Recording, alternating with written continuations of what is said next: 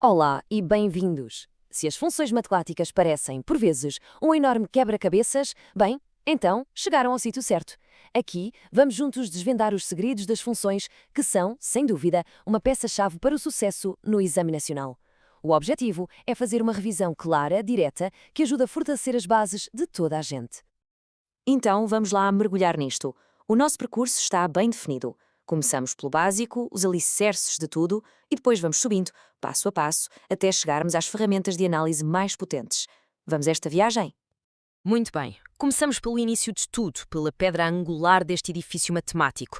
Afinal, o que é uma função? Vamos lá desconstruir este conceito para que não fique mesmo nenhuma dúvida. Ok, a definição formal pode assustar um bocadinho, mas a ideia por trás é bastante simples. Basicamente, estamos a criar regras que pegam em números reais e os transformam em noutros números reais. É este o nosso campo de jogo. É aqui que quase tudo acontece no exame. E aqui está a pergunta de 1 milhão de euros, não é? O que é que distingue uma linha qualquer num gráfico de uma verdadeira função? Qual é aquela regra de ouro que define tudo? Vamos ver. E a resposta é surpreendentemente simples, mas muito poderosa. Pensem nisto como uma máquina. Para cada valor que nós metemos lá para dentro, o nosso x, só pode sair um, e apenas um, resultado, o nosso y. Não há cá exceções, não há ambiguidades, é precisamente isto que está na essência de uma função. Agora que a definição já está bem assente, vamos começar a ver as diferentes personalidades que as funções podem ter. É fundamental saber identificar cada tipo, porque cada um tem as suas próprias características. Olhem só para esta tabela, que resume tudo. Uma função injetiva é aquela em que objetos diferentes têm sempre imagens diferentes, nunca dá o mesmo resultado. A subjetiva, por outro lado, é aquela que consegue acertar em todos os alvos possíveis do conjunto de chegada. E a bijetiva? Bem, a bijetiva é a perfeição. É as duas coisas ao mesmo tempo. Uma correspondência 1 para 1 exata. E isto leva-nos a uma consequência super importante. Só as funções bijetivas, por terem essa correspondência perfeita, é que podem ter uma função inversa. Ou seja, uma função que faz exatamente o caminho contrário, que desfaz o que a função original fez.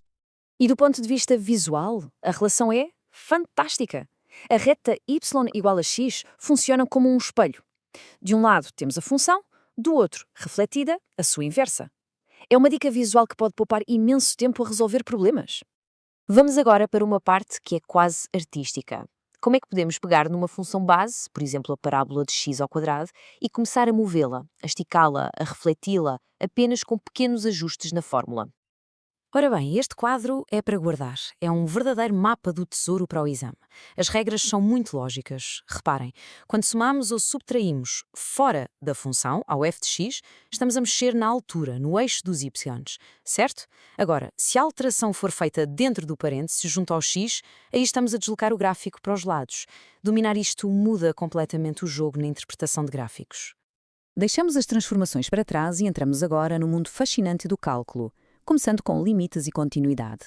Com estas ferramentas, conseguimos quase que fazer zoom in para ver o que se passa num ponto minúsculo ou zoom out para perceber o comportamento da função lá muito, muito longe, no infinito. Esta pergunta, no fundo, é o coração dos limites. O que nos interessa não é o que acontece exatamente no ponto A. O que nós queremos saber é para onde é que a função aponta à medida que nos aproximamos mais e mais desse ponto. É uma questão de tendência. E para que uma função seja contínua, tudo tem de bater certo. O limite quando nos aproximamos do ponto tem de existir, o valor da função nesse ponto também tem de existir e os dois têm de ser iguais. A prova dos 9. Se conseguirmos desenhar o gráfico sem nunca levantar o lápis do papel, então a função é contínua. E aqui temos as grandes bandeiras vermelhas dos limites. Quando chegamos a uma destas formas, é um sinal de alerta. Significa que o cálculo não acabou. Temos de arranjar outra estratégia, usar outras técnicas para conseguir levantar a determinação e descobrir o verdadeiro valor do limite. Chegamos à reta final e, se calhar, à ferramenta mais poderosa de todas, a derivada. É com ela que vamos conseguir dissecar uma função com um nível de detalhe impressionante. É aqui que a verdadeira magia do cálculo acontece. Mas vamos começar com calma, com algo que já é familiar, a taxa de variação média. É só imaginar uma reta que corta o gráfico em 2 pontos. O declive dessa reta diz-nos, em média, qual foi a velocidade de crescimento da função entre aqueles 2 pontos. Simples. A questão é, e se quisermos saber a velocidade não numa média, mas num momento exato? Como é que se mede a inclinação de uma curva num único e preciso ponto?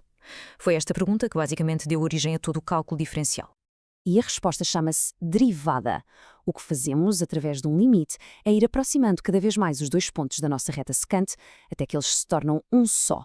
O resultado é a taxa de variação instantânea, que no gráfico é nada mais, nada menos que o declive da reta que só toca na curva naquele pontinho. A primeira derivada funciona como uma espécie de bússola para a função. O sinal dela diz-nos exatamente para onde a função está a ir. Se o sinal é positivo, a função está a subir. Se é negativo, está a descer. E se for zero? Bingo! Encontramos um ponto plano, um possível cume ou vale, ou seja, um máximo ou um mínimo. E se a primeira derivada nos diz a direção, a segunda diz-nos a forma da curva. Se a segunda derivada é positiva, o gráfico tem a forma de uma taça virada para cima, está feliz. Se for negativa, a taça está virada para baixo, está triste. É o último detalhe que precisamos para fazer um esboço perfeito do gráfico. E pronto, chegamos ao fim desta revisão.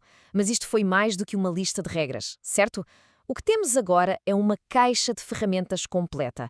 Com ela, é possível enfrentar qualquer função que apareça no exame, desmontá-la peça por peça e perceber todos os seus segredos. Agora, o próximo passo é mesmo começar a praticar.